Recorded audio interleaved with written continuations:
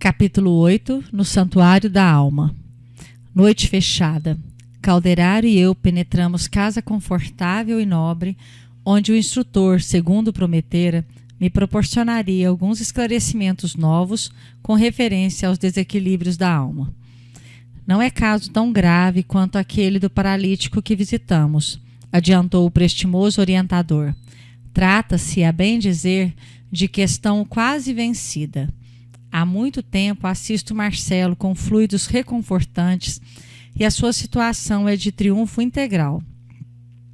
Dócil à nossa influência, encontrou na prece e na atividade espiritual o suprimento de energias de que necessitava. Vimos ontem um caso de destrambelho total dos elementos perispiríticos, com a consequente desagregação do sistema nervoso em doloroso quadro que só o tempo corrigirá. Aqui, entretanto, a paisagem é outra. O problema de perturbação essencial já está resolvido. O reajustamento da vida surgiu pleno de esperanças novas, a paz regressou ao tabernáculo orgânico. Mas perseveram ainda as recordações, os remanescentes dos dramas vividos no passado, aflorando sob forma de fenômenos epileptoides, as ações reflexas da alma, que emergem de vasto e intrincado túnel de sombras e que tornam, em definitivo, ao império da luz. Se o mal demanda tempo para fixar-se, é óbvio que a restauração do bem não pode ser instantânea. Assim ocorre com a doença e a saúde, com o desvio e o restabelecimento do equilíbrio. Após atravessar o pórtico, dirigimo-nos devidamente autorizados ao interior, onde agradavelmente me surpreendeu a encantadora cena de piedade doméstica. Um cavalheiro, uma senhora e um rapaz achavam-se imersos nas divinas vibrações da prece, cercados de grande número de amigos do nosso plano. Fomos recebidos amorosamente. Convidou-me o orientador a colaborar nos trabalhos em curso, de vez que, com a valiosa cooperação daqueles 3 companheiros encarnados, se prestavam a irmãos recém-libertos da crosta reais auxílios de modalidades várias. Digna de registro era a respeitável beleza daquela reduzida assembleia, consagrada ao bem e à iluminação do espírito. Admirando a harmonia daqueles 3 corações unidos nos mesmos nobres pensamentos e propósitos, e que miríficos fios de luz entrelaçavam, o assistente amigo comentou com oportunidade.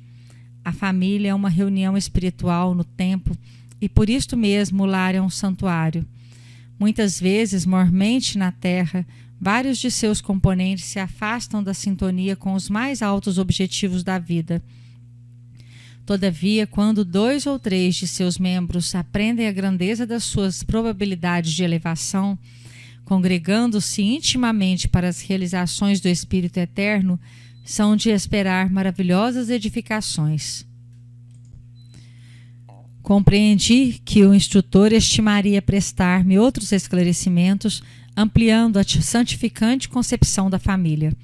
Contudo, o serviço urgente não nos permitia mais longa palestra. O trabalho de socorro a irmãos sofredores prosseguiu ativo em nosso lado. Terminado o concurso do trio familiar, com expressiva e comovedora oração, começou a retirada dos companheiros de nossa esfera, enquanto os amigos encarnados entravam em carinhosa conversação. O cavalheiro, com o sorriso feliz do trabalhador que bem cumpriu o dever, dirigiu-se aos circunstantes em voz alta. Graças a Deus, tudo normal. Encarando o rapaz com imensa ternura paternal, indagou: "E você, Marcelo, continua bem?" "Oh, sem dúvida", respondeu o interpelado alegre. "Estou maravilhado, papai, com os excelentes resultados que venho colhendo em nossas reuniões das quintas-feiras." "Tem voltado os ataques noturnos?" "Não. À proporção que me esforço no conhecimento das verdades divinas, cooperando com a minha própria vontade no terreno da aplicação prática das lições recebidas, sinto que passo cada vez melhor, que me reforço intimamente, recuperando a saúde perdida. Reconheço também que, em me desinteressando da edificação espiritual, distraído da minha necessidade de elevação, voltam as perturbações com intensidade. Nessas fases nocivas, desperto alta noite com os membros cansados e doloridos e assaltam-me evidentes sinais das convulsões, deixando-me longos momentos sem sentido. O jovem sorriu a esta sua singela confissão filial e prosseguiu. Felizmente, porém, agora que me consagro zeloso e assíduo à tarefa espiritualizante, reconheço que os passes de mamãe são mais eficientes. Estou mais receptivo e observo que a boa vontade é fator decisivo em meu bem-estar. Os ouvintes entreolharam-se contentes e o entendimento íntimo continuou, edificante, repleto de belas sugestões. O assistente, preparando-me o raciocínio, informou: certo, não precisarei de esclarecer que Marcelo se entretém com os pais. Possui outros irmãos que ainda não se afinam com a sagrada missão do casal. Ele, porém, é portador de sentimentos elevados e generosos. Tem, como quase todos nós, um pretérito intensamente vivido nas paixões e excessos da autoridade. Exerceu outrora enorme poder de que não soube usar em sentido construtivo. Senhor de vigorosa inteligência, planou em altos níveis intelectuais, de onde nem sempre desceu para confortar ou socorrer. Portador de vários títulos honoríficos, muitas vezes os esqueceu, precipitando-se na vala comum dos caprichos criminosos. Impôs-se pelo absolutismo e intensificou a lavra de espinhos que o dilacerariam mais tarde. Chegada a colheita de nefanda messe, experimentou sofrimentos atrozes. Inúmeras vítimas o esperavam além do sepulcro e arremeteram contra ele. Entretanto, se errou clamorosamente, Marcelo em muitas ocasiões desejou ser bom e formou dedicações valiosas em torno de seu nome. Tais devotamentos, contudo, houveram que aguardar oportunidade por auxiliá-lo.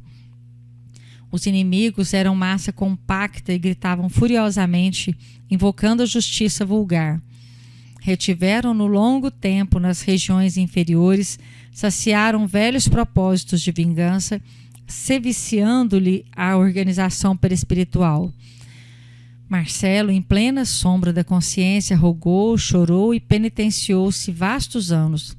Por mais que suplicasse e por muito que insistissem os elementos intercessórios, a ansiada libertação demorou muitíssimo, porque o remorso é sempre o ponto de sintonia entre o devedor e o credor, e o nosso amigo trazia a consciência fustigada de remorsos cruéis. Os desequilíbrios perispiríticos flagelaram-no assim logo que atravessou o pórtico do túmulo, obstinando-se anos a fio. Feito breve intervalo nas explicações, acrescentei curioso: isto quer então dizer que o fenômeno epileptoide muito raramente ocorre por meras alterações no encéfalo, como sejam as que procedem de golpes na cabeça. Elucidou o assistente, cortando-me a observação reticenciosa, e geralmente é a enfermidade da alma, independente do corpo físico, que apenas registra, nesse caso, as ações reflexas. Longe vai o tempo em que a vazão admitia o paraíso ou o purgatório como simples regiões exteriores. Céu e inferno, em essência, são estados conscienciais. E se alguém agiu contra a lei, ver-se-á dentro de si mesmo, em processo retificador, tanto tempo quanto seja necessário. Ante a realidade, portanto, somos compelidos a concluir que, se existem múltiplas enfermidades para as desarmonias do corpo, outras inúmeras há para os desvios da alma. O instrutor fez pausa curta, apontou para o rapaz e continuou: mas, regressando às informações a respeito de Marcelo, cabe-me dizer-te que pouco a pouco esgotou ele as substâncias mais pesadas do fundo cálice de provas. Longos anos de desequilíbrio em que as vítimas, tornadas em algozes, o abalaram com tremendas convulsões, através de choques e padecimentos inenarráveis.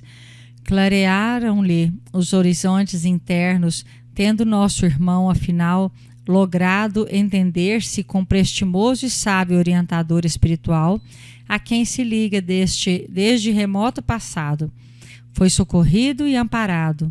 Indagou ansioso por almas que lhe eram particularmente queridas, sendo-lhe cientificado que os seus laços mais fortes já se encontravam de novo na carne em testemunhos e labores dignificantes. Suplicou a reencarnação, prometeu aceitar compromissos de concurso espiritual na crosta, a fim de resgatar os enormes débitos, colaborando no bem e na evolução dos inimigos de outrora, e conseguiu a dádiva, apoiado por abnegado mentor que o estima de muitos séculos. Tornou a esfera carnal e reiniciou o aprendizado. Ultimamente, renasceu estreitado em braços carinhosos, aos quais se sente vinculado no curso de várias existências vividas em comum. Agora, sinceramente aproveitando as bênçãos recebidas desde os mais tenros anos, preocupa-se em reajustar as preciosas qualidades morais. Caracteriza-se desde menino pela bondade e obediência, docilidade e ternura naturais. Passou a infância tranquilo, embora continuamente espreitado por antigos perseguidores invisíveis. Não se achava a eles atraído em virtude do serviço regenerador a que se submetera. Mas ao topar com algum dos adversários nos minutos de parcial desprendimento propiciado pelo sono físico, sofria amargamente com as recordações. Tudo prosseguia sem novidades dignas de menção. Sob a vigilância dos pais e com o amparo dos benfeitores invisíveis, preparava-se o menino para os trabalhos futuros. Contudo, logo que se lhe consolidou a posse do patrimônio físico, ultrapassados os 14 anos de idade, Marcelo, com a organização perispiritual plenamente identificada com o invólucro fisiológico, passou a rememorar os fenômenos vividos e surgiram-lhe as chamadas convulsões epiléticas com certa intensidade. O rapaz, todavia, encontrou imediatamente os antídotos necessários, refugiando-se na residência dos princípios nobres, isto é, na região mais alta da personalidade, pelo hábito da oração, pelo entendimento fraterno, pela prática do bem e pela espiritualidade superior. Limitou destarte a desarmonia neuropsíquica e reduziu a disfunção celular, reconquistando o próprio equilíbrio dia a dia, mobilizando as armas da vontade. Nesse esforço, dentro do qual se fez extremamente simpático, recebeu vultosa colaboração de nossa esfera, aproveitando-a integralmente pela adesão criteriosa ao esforço construtivo do bem. Recebendo a luta com serenidade e paciência, instalou em si mesmo valiosas qualidades receptivas, favorecendo-nos o concurso e dispensando, por isso mesmo, a terapêutica dos hipnóticos ou dos choques, a qual, provocando estados anormais no organismo perispirítico, quase sempre nada consegue senão deslocar os males sem os combater nas origens. O caso de Marcelo oferece, por isso, características valiosas. Atendendo às sugestões daqueles que o beneficiam, adaptando-se à realidade, bem sendo médico de si mesmo, única fórmula em que o enfermo encontrará a própria cura. Nesse instante, o rapaz despedia-se delicadamente dos pais, retirando-se para o quarto particular, onde se recolheu ao leito após abluir a mente em pensamentos de paz e de gratidão a Deus. Dentro de breves minutos afastava-se do veículo denso e vinha ter conosco, saudando Calderaro com especial carinho. O assistente apresentou-me afável. Mostrava o jovem profunda lucidez. Abraçado a nós ambos, com inequívocas demonstrações de alegria, comentou suas esperanças no porvir. Expôs-nos ardente desejo de trabalhar pela difusão do espiritismo evangélico, disposto a colaborar na obra edificante que os genitores vêm realizando. Referiu-se, para admiração minha, às atividades de nossa colônia espiritual, indagou das minhas impressões de nosso lar, seduzindo-me pela oportunidade de conceitos e pela beleza das apreciações inteligentes e espontâneas. Ia a conversa a meio quando dois vultos sombrios cautelosamente se aproximaram de nós. Quem seriam, senão míseros transeuntes desencarnados? Inteiramente distraído, continuei nos comentários humildes, mas o estimado interlocutor perdeu visivelmente a calma. Qual se fora tocado no íntimo por forças perturbadoras, Marcelo empalideceu, levou a destra ao peito e arregalou os olhos desmesuradamente. Reparei que as ideias lhe baralhavam no cérebro perispiritual, que não conseguia ouvir-nos com tranquilidade, e, desprendendo-se célere de nossos braços, correu desabalado, retomando ao corpo. Quis detê-lo, penalizado, pois conosco estava perfeitamente sintonizado. Algo mais forte que o conhecimento cordial unia-me ao novo amigo, o que reconheci desde o primeiro contato. Não pude, porém, fazê-lo. Reteve-me Calderaro com vigor e exclamou: "Deixe-o, André, acompanhemo-lo. Não podemos olvidar que Marcelo não se encontra perfeitamente curado." Indicando as entidades provocadoras, a pequena distância, prosseguiu esclarecendo: "A simples reaproximação dos inimigos de outra época altera-lhe as condições mentais. Receoso, aflito, teme o regresso à situação dolorosa em que se viu há muitos anos nas esferas inferiores e busca apressado o corpo físico à maneira de alguém que se socorre do único refúgio de que dispõe em face da tempestade iminente. Os espíritos erradios bateram em retirada e tornamos ao interior doméstico, onde encontramos o jovem tomado de contorções. Abracei-o como se o fizesse a um filho querido. O ataque amainou, sem contudo cessar de todo. Ergui os olhos para o orientador em muda interrogação. Por que tal distúrbio? A câmara de Marcelo permanecia isolada quanto ao contato direto com as entidades inferiores. Permanecíamos os três em palestra edificante. Por que motivo a perturbação se nos mantínhamos em salutar atmosfera de santificantes pensamentos? O instrutor contemplou-me bondoso e recomendou: "Observa o campo orgânico, examinando particularmente o cérebro. Notei que a luz habitual dos centros endócrinos empalidecera, persistindo somente a epífise a emitir raios anormais.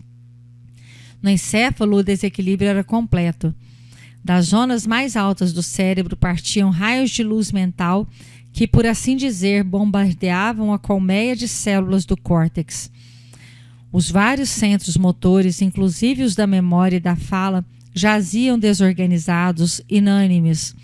Esses raios anormais penetravam as camadas mais profundas do cerebelo, perturbando as vias do equilíbrio e destrambelhando a tensão muscular. Determinavam estranhas transformações nos neurônios e imergiam no sistema nervoso cinzento, anulando a atividade das fibras. Via-se totalmente inibido o delicado aparelho encefálico. As zonas motoras, açoitadas pelas faíscas mentais, perdiam a ordem, a disciplina, o autodomínio, por fim cedendo baldas de energia. Enquanto isso, Marcelo, o espírito, contorcia-se de angústia, justaposto ao Marcelo forma, encarcerado na inconsciência orgânica, presa de convulsões que me confrangiam a alma. Após detido exame, indaguei de Calderaro: como explicar essa ocorrência? Afinal de contas, nosso amigo não se encontra aqui sob o guante dos perseguidores desencarnados, mas em nossa exclusiva companhia. O orientador, agora em ação de socorro magnético, interferia, restaurando o equilíbrio, recomendando-me aguardar alguns minutos. Em breve, dominou a desarmonia. Envolvendo-lhe o campo mental em emissões fluídico-balsâmicas, o desastre não chegou a termo. Marcelo aquietou-se. Refez-se a atividade cerebral, qual praça em tumulto logo descongestionada. As células nervosas retomaram sua tarefa, normalizaram-se as vias do tráfego, o sistema endocrínico regressou à regularidade, as redes de estímulos restabeleceram os serviços costumeiros. Marcelo, desapontado e abatido, caiu em profundo sono, pois Calderaro entendeu conveniente proporcionar-lhe maior repouso, não lhe permitindo a retirada em corpo perispiritual nos primeiros minutos de paz que se sucederam à forte crise. Observando o rapaz no conchego do leito, o instrutor fitou-me benévolo e perguntou: lembras-te dos reflexos condicionados de Pavlov? Como não? Recordava-me sim da famosa experiência com cães aplicada a fenômenos outros. Pois bem, prosseguiu o Calderaro bondoso, o caso de Marcelo verifica-se em consonância com os mesmos princípios. Em existências passadas, errou em múltiplos modos e o remorso, imperiosa força a serviço da divina lei, guardou-lhe a consciência qual sentinela vigilante, entregando-o aos seus inimigos nos planos inferiores e conduzindo-o à colheita de espinhos que semeara, logo após a perda do vaso físico, num dos seus períodos mais intensos de queda espiritual. Em consequência de tais desvios, perambulou desequilibrado, de alma doente, exposto à dominação das antigas vítimas. Desarranjou os centros perispirituais, enfermando-os para muito tempo. Sustentado pelo socorro de um grande instrutor que intercedeu por ele, renasceu mais calmo agora para importante serviço de resgate. Todavia, a cooperação valiosa recebida do exterior não poderia transformar-lhe de modo visceral a situação íntima. Conservava-se desafogado dos impiedosos adversários, aos quais deveria ajudar doravante. Contudo, o organismo perispirítico arquivava a lembrança fiel dos atritos experimentados fora do veículo denso. As zonas motoras de Marcelo, em razão disso, salientou o atencioso orientador, simbolizando a moradia das forças conscientes em sua atualidade de trabalho, constituem uma região perispiritual em convalescença, quais as sensíveis cicatrizes do corpo físico. Ao se reaproximar de velhos desafetos, o rapaz que ainda não consolidou o equilíbrio integral sujeita-se aos violentos choques psíquicos com que as emoções se lhe desvairam, afastando-se da necessária harmonia. A mente desorientada abandona o leme da organização perispirítica e dos elementos fisiológicos, assume condições excêntricas, dispersas energias que lhe são peculiares em movimentos desordenados.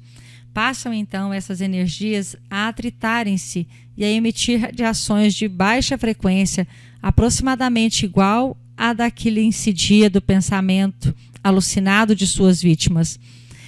Essas emissões destruidoras invadem a matéria delicada do córtex encefálico, assenhoreiam-se dos centros corticais, perturbam as sedes da memória, da fala, da audição, da sensibilidade, da visão e inúmeras outras sedes do governo de vários estímulos. Temos destarte o grande mal de sintomatologia aparatosa, determinando as convulsões, nos quais o corpo físico prostrado, vencido, mais se assemelha à embarcação repentinamente à matroca.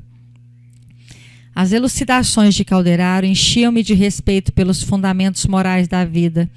Compreendi agora a impossibilidade de uma psiquiatria sem as noções do espírito. Lembrou-me a luta secular entre fisiologistas e psicologistas, disputando a norma de socorro aos alienados mentais.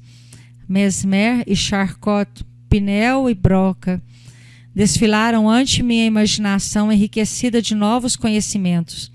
A interrupção das digressões do assistente não durou muito. Devo, na verdade, consignar que desde a primeira hora de nossas conversações, tais intermitências se fizeram habituais, parecendo-me que Calderaro intencionalmente me proporcionava tréguas para ruminar-lhe os conceitos. Respondendo-me às íntimas ponderações, continuou: impossível é pretender a cura dos loucos à força de processos exclusivamente objetivos. É indispensável penetrar a alma, devassar o cerne da personalidade, melhorar os efeitos socorrendo as causas. Por conseguinte, não restauraremos corpos doentes sem os recursos do médico divino das almas, que é Jesus Cristo. Os fisiologistas farão sempre muito tentando retificar a disfunção das células. No entanto, é mister intervir nas origens das perturbações. O caso de Marcelo é tão somente um dos múltiplos aspectos do fenômeno epileptoide, para empregarmos a terminologia dos médicos encarnados. Esse desequilíbrio perispiritual assinala-se, todavia, por gradação demasiado complexa. A confirmação da teoria dos reflexos condicionados não se aplica exclusivamente a ele. Temos milhões de pessoas irascíveis que, pelo hábito de se encolerizarem facilmente, viciam os centros nervosos fundamentais pelos excessos da mente sem disciplina, convertendo-se em portadores do pequeno mal, em dementes precoces, em neurastênicos de tipos diversos ou em doentes de franjas epilépticas que andam por aí submetidos à hipoglicemia insulínica ou ao omeprazol.